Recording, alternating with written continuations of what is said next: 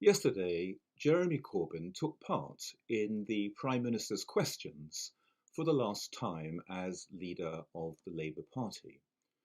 And he said, "This coronavirus shows us how deeply we depend on each other. We will only come through this as a society with a huge collective effort." And he then went on in terms which rather makes me wonder if he'd listened in to our assembly on Tuesday, in which I quoted John Donne's "No Man is an Island." This is what he said. "At a time of crisis, no one is an island.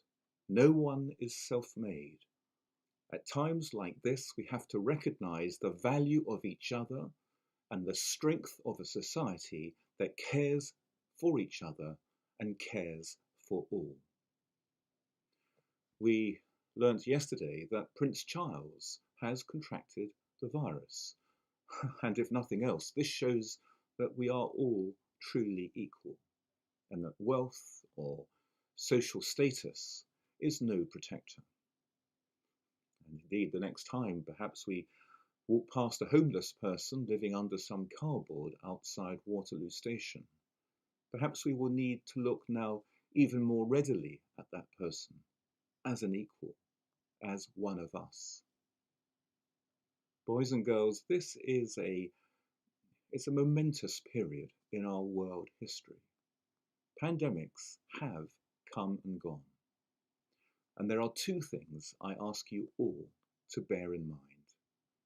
The first is that this time will pass. And I urge you all, please, therefore, to keep up your good spirits. And the second is that in terms of your own health and well-being, it is important to remind yourselves that you, as young people, are at little or even no risk. This COVID-19 virus is not in itself especially dangerous to you. And I ask, therefore, that none of you worries about this. But the reason we are now staying at home is that none of us wishes to transfer the virus to someone else, and in particular to an elderly person or someone with underlying health issues. And in this, our freedom, our liberty is, for the moment, curtailed. And possibly it's the first time that your liberty and the liberty of your family has been impinged upon. And this is particularly striking in a country like ours, which is renowned for its individuality and its robust questioning of the state, of the government. It is impressive the extent to which countries like China, Japan, Korea have exercised a firm grip on its people's movements. And those countries are now seeing a significant reduction of the coronavirus. Sometimes we call countries like China and Japan collectivist societies because there is in those cultures almost an innate understanding that strength comes from acting together and in conforming and in following the pronouncements of the government. This is not such a marked feature of society in the UK and other Western countries. Despite the Prime Minister's urgent request that people stay inside, except to buy food, of course, or to obtain vital medicines, there are still a few foolish people out there who are flouting these instructions. And the government is necessarily becoming more draconian in its rulings. But people must obey the instruction to stay at home. But what about individual liberty, you may ask? Aren't we all free in this world? Well, yes, we are.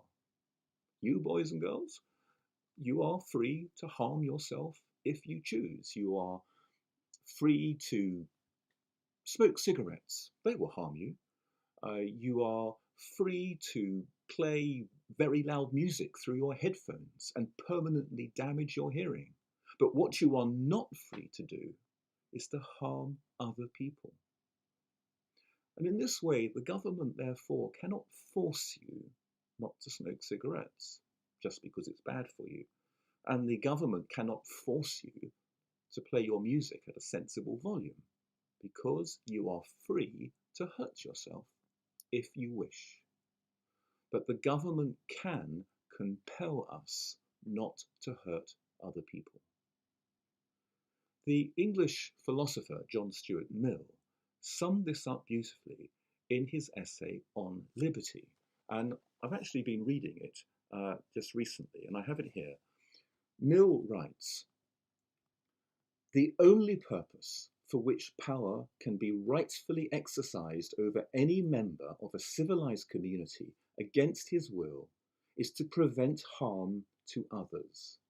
His own good, either physical or moral, is not a sufficient warrant.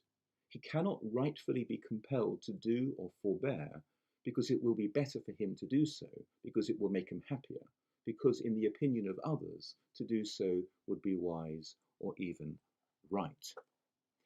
In short, there is a time for individuality.